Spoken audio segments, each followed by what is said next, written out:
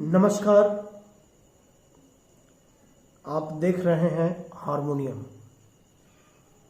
और आज का विषय है सप्तक के प्रकार। जैसा कि आप नाम से समझ रहे होंगे, सप्तक संस्कृत शब्द है।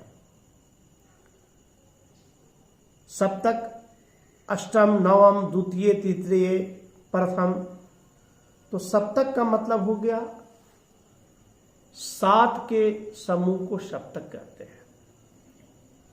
एक सप्तक जैसे सा, रे, ग, म, प, ध, नी, ये एक सप्तक हुआ।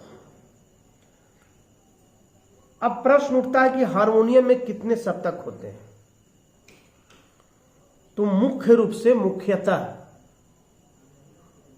अधिकांशतः हारमोनियम में 3 ही सप्तक होता है। पहला मंद्र सप्तक,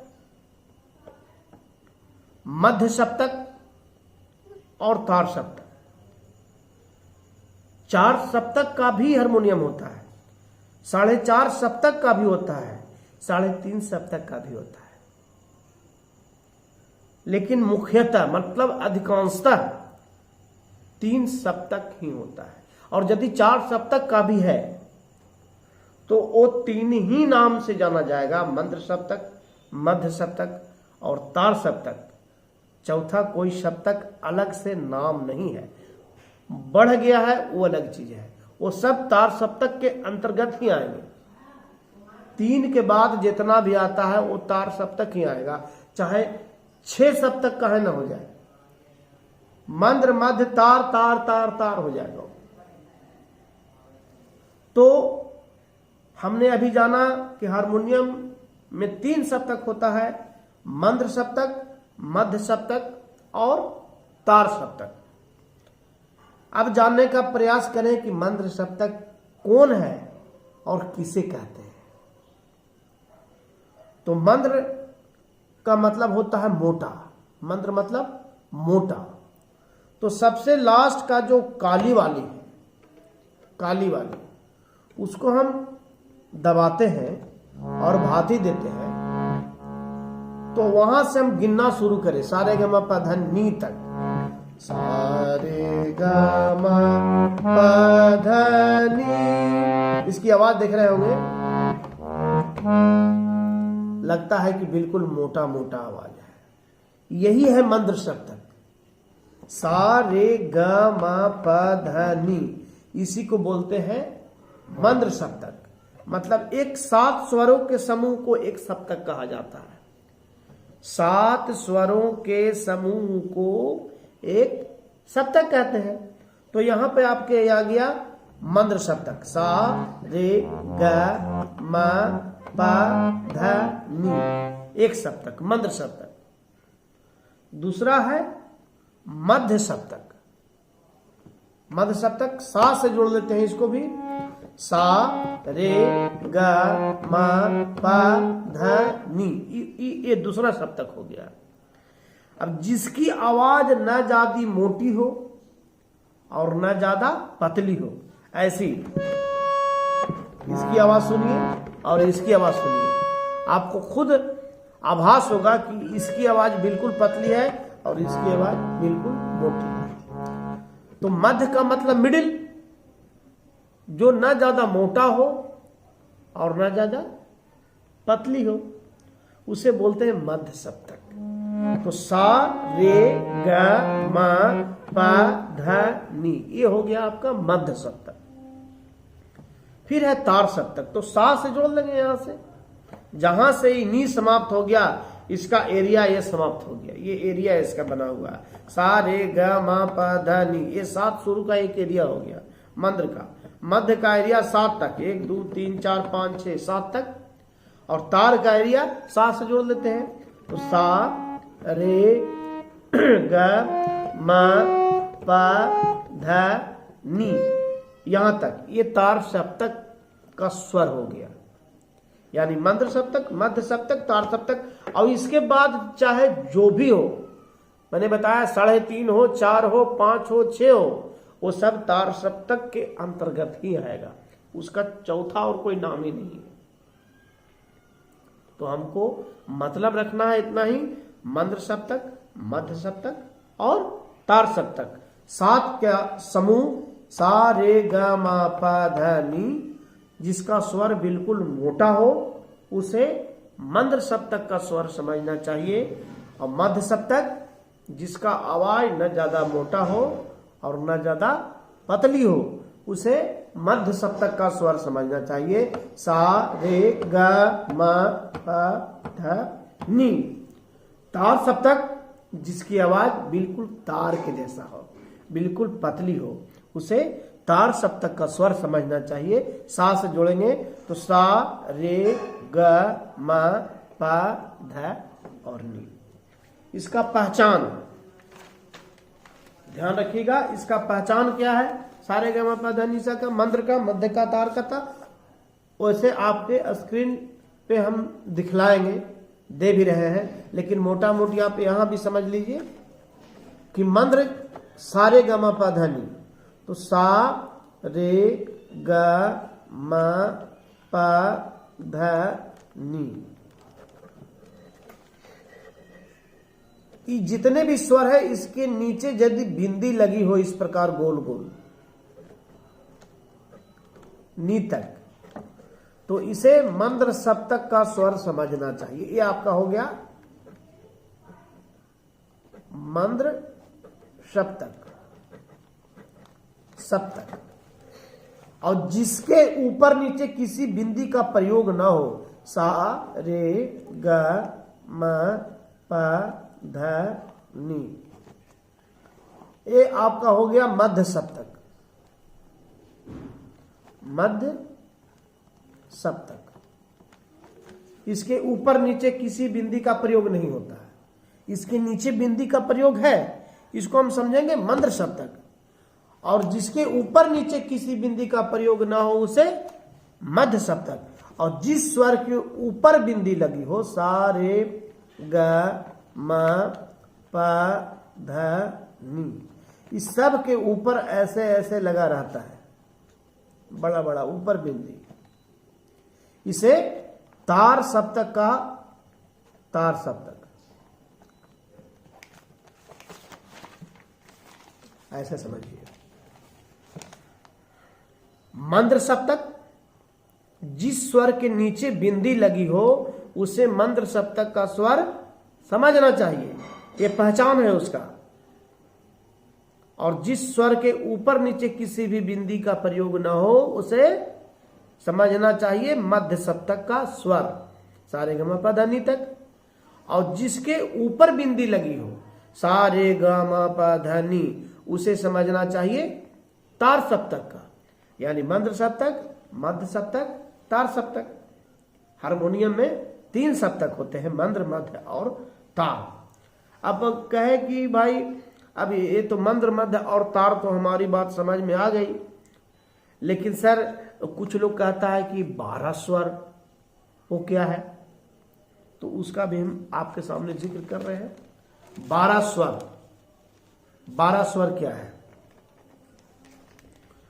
तो जानिए। शुद्ध स्वरों की जो संख्या है, सप्तक तो 3 ही होता है, और एक सप्तक में, एक सप्तक कहते हैं 7 के समूह को, तो सारे ग म प ध नि, ये इसका 7 जो है ये बिल्कुल शुद्ध स्वर हो गया। अब इसी में से कुछ विकृतियां भी निकली है, उसे कुछ कोमल और कुछ तीव्र कहते हैं, कुछ कोमल और तीव्र। यानी एक सप्तक में 12 स्वर होते हैं। 7 स्वरों के समूह को सप्तक जरूर कहते हैं, लेकिन एक सप्तक में 12 स्वर होते हैं। कौन कौन स्वर होते हैं? तो शुद्ध स्वर तो आपका 7 ही है, और उसमें से जो हल्का हल्का टूटा है स्वर, जो कण टूटा है, वो जाकर बन गया कोमल, वो जाके बन गया तीव्र। तो कुल मिलाकर हो गया एक सप्तक में 12 स्वर। तो इसलिए कहा गया है कि स्वरों की संख्या कुल मिलाकर 12 है, लेकिन शुद्ध स्वरों की संख्या जो है वो 7 ही है, 7 स्वर शुद्ध होते हैं, 7 स्वर शुद्ध होते हैं। कौन कौन?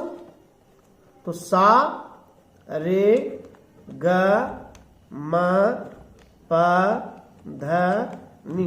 जैसा कि हमने बताया ये शुद्ध स्वर है, और इसका जो टूटा हुआ जो कण है उसको बोलते हैं कोमल स्वर। तो 4 स्वर होते हैं, 4 स्वर कोमल होते हैं, कोमल होते हैं। कौन कौन? सबसे पहले जान लीजिए कि सा और पा ये स्वर अचल है।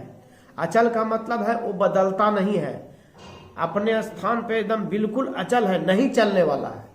बाकी जो बदलता है स्वर, वो रे बदलता है, ग बदलता है, ध बदलता है, नी बदलता है, मां बदलता है।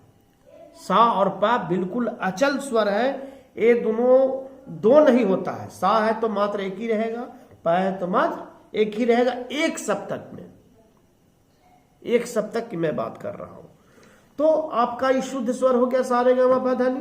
4 स्वर कोमल हो गया, रे, ग, ध और नी। अब कहिएगा हम पहचानेंगे कैसे स्वर लिपि में कि कोमल है कि शुद्ध है? तो उसका पहचान है कि रे के जो नीचे इस प्रकार की लाइन होती है, ऐसे रे के पास, ग के पास, ध के पास और नी के पास, इस प्रकार का 7 स्वर शुद्ध है, सा रे ग म प ध नि। 4 स्वर कोमल होते हैं, रे, ग, ध, नी। और उसका पहचान है कि रे के नीचे इस प्रकार की लाइन, ग के नीचे इस प्रकार की लाइन, ध के पास इस प्रकार की लाइन, नी के पास इस प्रकार की लाइन। और एक स्वर और होता है, उसको बोलते हैं म तीव्र म। तो एक स्वर जो होता है आपका तीव्र होता है। तीव्र का मतलब होता है ऊंचा, और वो है म। और इसका पहचान है, उस पर एक खड़ी लाइन होती है, इस प्रकार खड़ी लाइन होती है, उस पर मां के ऊपर 1 लिखा होता है, 1 1। तो उसको समझेंगे तीव्र मतलब ऊंचा। बाकी रे में क्या है कि रे शुद्ध रे है तो उसका कोमल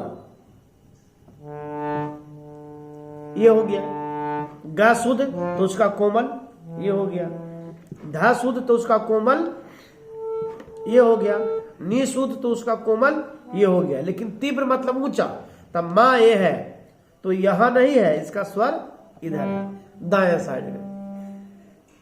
जो बायां साइड में आ रहा है, रे के बायां साइड कोमल, ग के बायां साइड कोमल, ढ के बायां साइड कोमल, नी के बायां साइड कोमल। लेकिन जो दायां साइड आ रहा है वो तीव्र हो जाएगा। तो 7 स्वर शुद्ध, 4 स्वर कोमल और 1 स्वर तीव्र, यानी 7 8 9 10 11, 7 4 11 और 1 12। एक सप्तक में कितने स्वर होते हैं? तो 12 स्वर होते हैं। अब हम लोग समझ गए मध्य सप्तक क्या होता है, मध्य सप्तक क्या होता है, तार सप्तक क्या होता है, और उसका पहचान का तरीका क्या है। और एक स्वर में जो एक सप्तक में जो 12 स्वर होते हैं उसका पहचान क्या है, और कितना होते हैं शुद्ध, कितना कोमल और कितना तीव्र, हम समझते हैं कि आप जरूर समझ गए होंगे। और यदि अब भी आपको मेरी बात समझ में ना आ रही हो तो आप कमेंट बॉक्स में कमेंट कर सकते हैं, आपका स्वागत है। अगला लेसन में हम इसके आगे बताएंगे कि और हारमोनियम का तान और तिहाई। तान क्या है, तिहाई क्या है, तिहाई तान कितने प्रकार के होते हैं, ये सारी जानकारी हम नेक्स्ट वीडियो में डालने वाले हैं। आपसे निवेदन सब्सक्राइब करें ताकि हम आप तक पहुंच सकें। आप अभ्यास कीजिए, मन से अभ्यास कीजिए। थोड़ा सा बर्दाश्त करना पड़ेगा, थोड़ी सी घबराहट तो होती है, हमें भी होता था, और लगता है कि जल्द से जल्द सीखें, लेकिन शीघ्र, अति शीघ्र हम कैसे कह दें कि एक दिन में आपको पारंगत कर देंगे। हम अभी तक सीख रहे हैं, तो पारंगत तो हम भी नहीं हैं, लेकिन मेरा प्रयास है कि प्रत्येक व्यक्ति जो संगीत से इच्छुक है, संगीत को जानने का प्रयास करता है, और जहाँ तक हमारी जानकारी है, मेरा प्रयास रहता है कि आपको भी उतनी जानकारी हम दें। बाकी कमेंट के माध्यम से आप कमेंट कीजिए, सब्सक्राइब कीजिए, ताकि मेरा जो भी वीडियो है आप तक पहुंच सके। तो अभ्यास कीजिए। अब हम इस वीडियो को समाप्त करते हैं। धन्यवाद।